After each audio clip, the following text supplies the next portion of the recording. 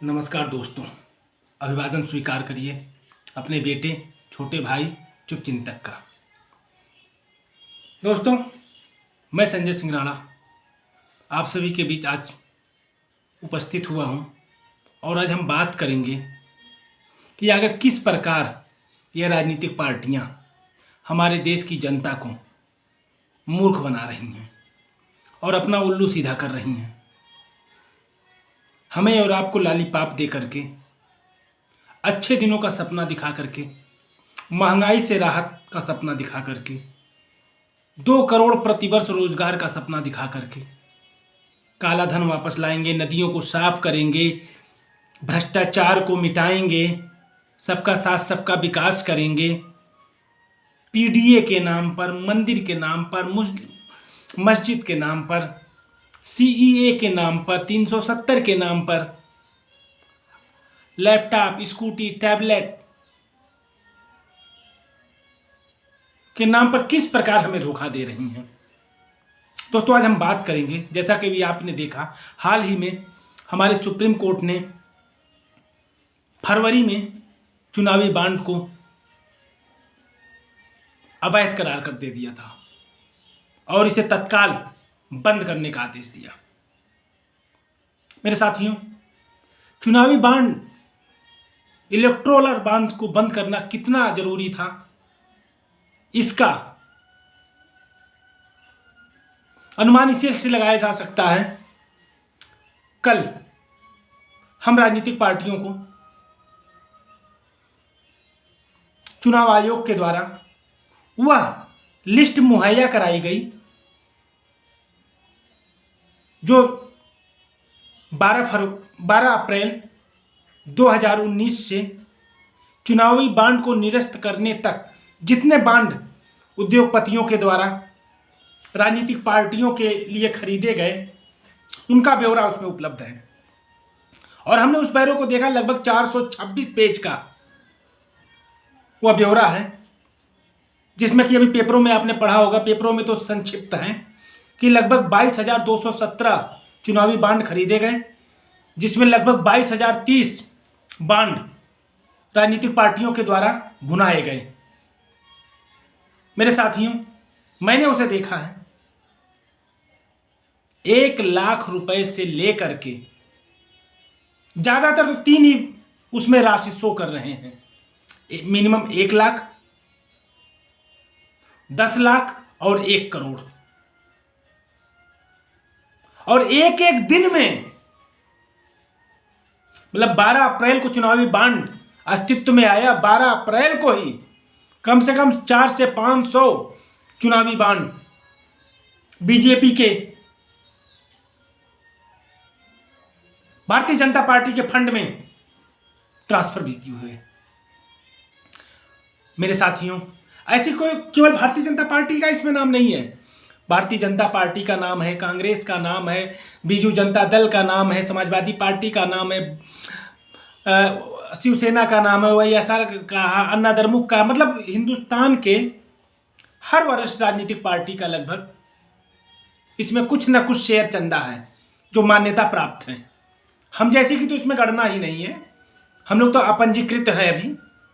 अभी हमने समाज को सुधारने के लिए राजनीतिक पार्टियों पर दबाव बनाने के लिए कि यह राजनीति को व्यापार न बनाए, इसलिए हम राजनीति में आए प्रतिस्पर्धा करने। मेरे साथियों, क्योंकि युवाओं का राजनीति से दूर होना, सिर्फ नौकरी की ओर आकर्षित होना, इन राजनीतिक पार्टियों को राजनीति वंशानुगत का रास्ता साफ कर रहा था। अर्थात ये राजनीति पर अपना उत्तराधिकार घोषित करने को निसंकोच थे, निरंकुश थे।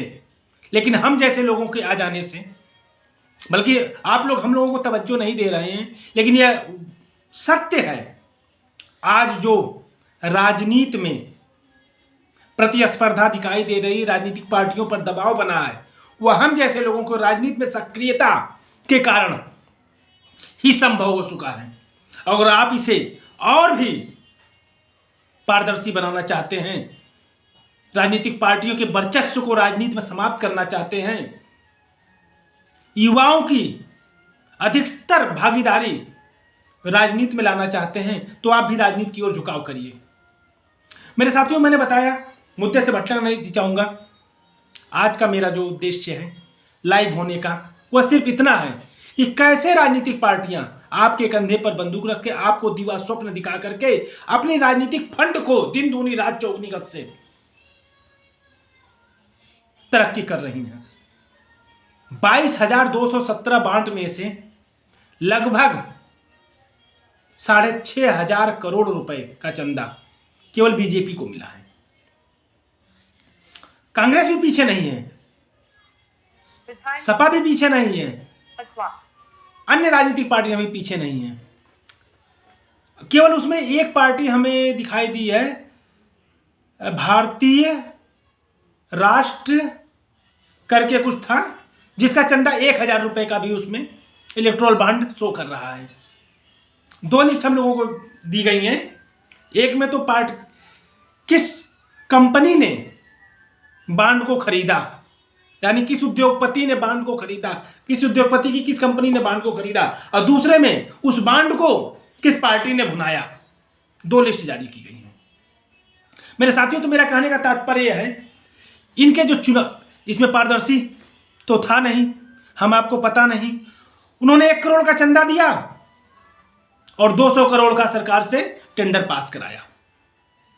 यह एक हाथ देना एक हाथ लेना चुनावी बांड का मेन उद्देश्य ये था। मेरे साथियों, मैं आपको आज से 14 साल पीछे ले जाना चाहूंगा।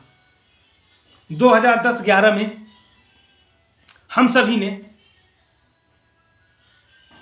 चाहे आपका एयरटेल का नंबर हो, चाहे उस समय एयरसेल का रहा हो, चाहे एसआर का रहा हो, चाहे बीएसएनएल रहा हो, चाहे रिलायंस का रहा हो, जियो तो था नहीं था, रिलायंस था, सभी ने 300-300 रुपए दे करके अपने नंबर को लाइफ टाइम कराया था, अर्थात लाइफ टाइम इनकमिंग फ्री कराई थी। अगर गलत कह रहा हूं तो आप बताइएगा। मेरे पास 4 नंबर थे, चारों को मैंने लाइफ टाइम फ्री कराया था। आज भी वो चारों नंबर मेरे पास हैं। मेरे साथियों, लेकिन अब देखिए खेल, उसके बाद भी हम लोगों ने डू नॉट डिस्टर्ब का भी अपनी मोबाइल पर सभी नंबरों पे लगाया था कि टेलीमार्केटिंग की अनाधिकृत कॉल हमें परेशान न करे। DND रजिस्टर्ड कराया था। लेकिन सरकार बदलने के साथ ही जो लाइफ टाइम 300 रुपए हम लोगों ने कंपनियों को दिया था लाइफ टाइम के लिए, इस भाजपा सरकार आ गई, कांग्रेस सरकार चली गई 2014 में। मतलब 4 साल तक तो DND भी हम लोगों का काम किया और लाइफ टाइम भी। लेकिन जैसे ही सरकार बदली, सरकार ने क्या किया, हमारा 300 रुपए जो लाइफ टाइम के था, जो 2030 तक, 2010 से 2030 तक इनकमिंग फ्री थी हमारे मोबाइल में, आपके मोबाइल में, हिंदुस्तान के हर उस व्यक्ति के, ग्राहक के मोबाइल में जिसने लाइफ टाइम की सुविधा ली थी, उसे 2030 तक इनकमिंग की सुविधा दी जानी चाहिए थी। लेकिन वह 2014 में ही सरकार बदलने के बाद व्यवस्था बंद कर दी गई। कितना बड़ा धोखा हुआ।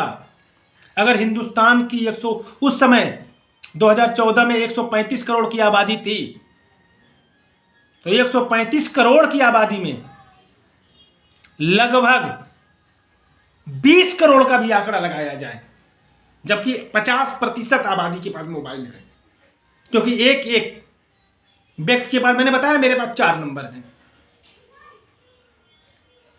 4 नंबर का मैंने 1200 रुपए दिया लाइफ टाइम के लिए, और 20 करोड़ का अगर 4 लगा दिया तो 80 करोड़, यानी 80 करोड़ लोगों ने, मतलब लोगों की बात नहीं करेंगे, 80 करोड़ नंबरों का 300 रुपए के हिसाब से अगर अनुमान लगाया जाए, तो इन उद्योगपतियों ने हमारे और आपकी खून पसीने की कमाई को आप सोच लीजिए कैसे डकार ले गए। न कोई इस पर न्यायपालिका गया, न किसी ने आवाज उठाई, न किसी ने किसी प्रकार की पहल की कि यह हमारे साथ अन्याय हो रहा है। करे भी तो क्यों, कैसे करते।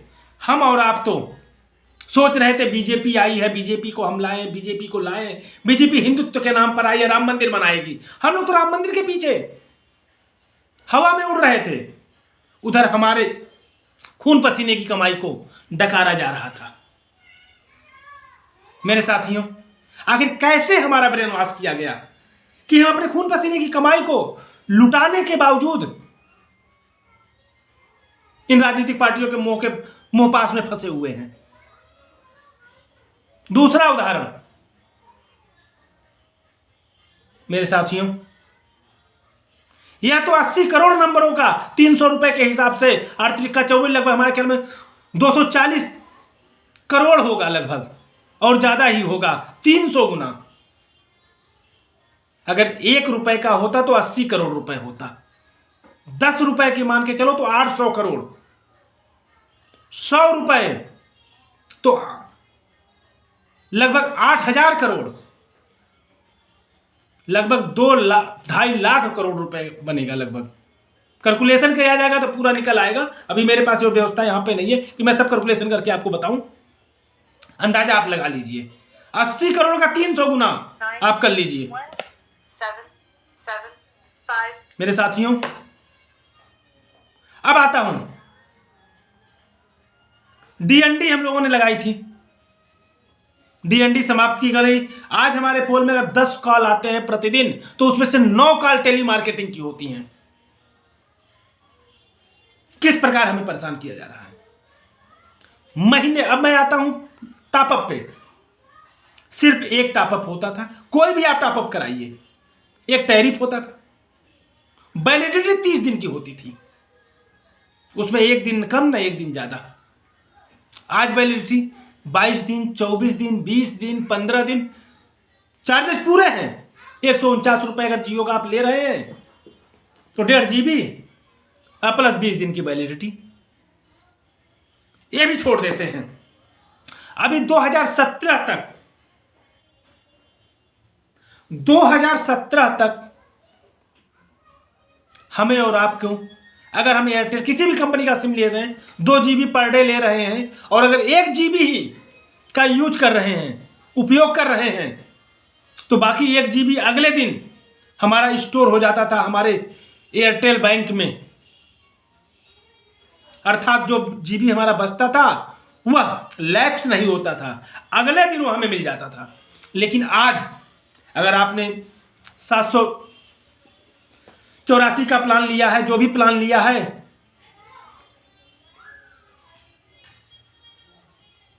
अगर आपने 2 GB का प्लान लिया है, आपने 1 GB यूज किया और रात के 2 बजे तक आपने यूज नहीं किया तो आपका लैप्स हो गया। और अगर आपने 2 GB लिया, 2 GB दिन के 12 बजे ही खत्म हो गए तो आपको 1 MB भी कंपनी की तरफ से नहीं दिया जाएगा, सीधे उस पर मैसेज आ जाएगा 15 रुपए का 1 GB आप रिचार्ज करिए। तो मेरे साथियों, यह कैसी लूट है। हमारा जो GB बच रहा है, हमारे जो उपयोग से अधिक हो रहा है, वो तो लैप्स कर लिया जा रहा है और अपना 1 MB एक्स्ट्रा नहीं दिया जा रहा है। आखिर ऐसी छूट इन उद्योगपतियों को किसने दी? सरासर मौजूदा सरकार ने दी, सरासर मौजूदा सरकार ने दी। दूसरी ओर यह जो सर कंपनियां हैं, इन टेलीकॉम कंपनियों पर स्पेक्ट्रम का लगभग 2 लाख करोड़ रुपए बकाया था, जिस पर सुप्रीम कोर्ट बार बार इन्हें जमा करने की हिदायत देता था, लेकिन सरकार इन्हें 6 महीना करके एक्सटेंशन देती चली आई थी। कोई बात नहीं, 6 महीना और आपको समय दिया जा रहा है, 6 महीने में आप दे दीजिए। और एक बार नहीं, ये 20 बार, जिसमें कुछ कंपनियों ने पैसा जमा भी किया, लगभग 50-60 हजार करोड़ रुपए तो एयरटेल ने ही जमा किया था। जियो ने कितना किया नहीं पता है अभी फिलहाल, क्योंकि अभी इसका ब्यौरा नहीं आया। लेकिन अभी भी टेलीमार्केटिंग कंपनियों ने स्पेक्ट्रम का पूरा पैसा नहीं जमा किया। लेकिन हमारे और आपके बैलेंस को टकारने में वो पीछे नहीं हट रही हैं। सरासर प्रोत्साहन किसका, बर्दाश्त किसका, आशीर्वाद किसका? केंद्र सरकार का। और ये आशीर्वाद क्यों? इलेक्ट्रोल बॉन्ड के रूप में, उनको चंदे के रूप में उन्हें परोसा जा रहा है। तो मेरे साथियों, यह उदाहरण आपके छोटे भाई ने इसलिए दिया, अब मौका आपके सामने है। आप मंदिर, मस्जिद, गिरजाघर, गुरुद्वारा से उठ करके, ब्राह्मण, क्षत्रिय, वैश्य, शूद्र की भावना से उठ करके, हिंदू, मुसलमान, सिख, ईसाई की भावना से उठ करके, अगड़ा पिछड़ा, अमीर, गरीब, एसटी, एसटी की भावना से ऊपर उठ करके, भारतवर्ष को अपना घर मान करके अपनी सरकार का चयन करिए। आप पार्टी लोगों मत देखिए, आप प्रत्याशी देखिए कि आपके क्षेत्र का, आपके एरिया का, आपके उम्मीदों पर खरा उतरने वाला प्रत्याशी इस लोकसभा चुनाव में कौन सा हो रहा है। यह दिमाग से निकाल दीजिए कि आपका वोट व्यर्थ जाएगा। ये आप अपने दिमाग से निकाल दीजिए कि अगर एक निर्दलीय को या एक छोटी पार्टी के कैंडिडेट को हम जिता देंगे तो वो क्या कर लेगा। मेरे साथियों, वो कहा गया है ना, एक माचिस की तीली काफी है ज्वालामुखी फोड़ने के लिए, एक तीली काफी है जंगल में आग फैलाने के लिए। तो मेरे साथियों, अगर आपने एक अच्छा उम्मीदवार, मेरे जैसा है, मेरे अन्य का है, मुझे या अन्य कोई को, जिसे आप अपना आशीर्वाद दें और वह सदन में आपकी शिक्षा के लिए अगर बात करता है, पार्लियामेंट में मुफ्त शिक्षा की वकालत करता है, मुफ्त चिकित्सा की वकालत करता है, मुफ्त न्याय की आवाज उठाता है और आपके लिए रोजगार गारंटी की मांग करता है, तो समझ लीजिए एक बार पार्लियामेंट में यह आवाज उठी, किसी एक प्रतिनिधि के द्वारा आवाज उठाई गई, तो ये पूरे हिंदुस्तान में एक सुनामी ले आ देगा। अफसोस आज कि यह आवाज उठाने वाला पार्लियामेंट में कोई नहीं है, क्योंकि शिक्षा माफिया, चिकित्सा माफिया ही आज सरकार को फंडिंग दे करके सरकार पर अपना होल्ड बनाए हुए हैं।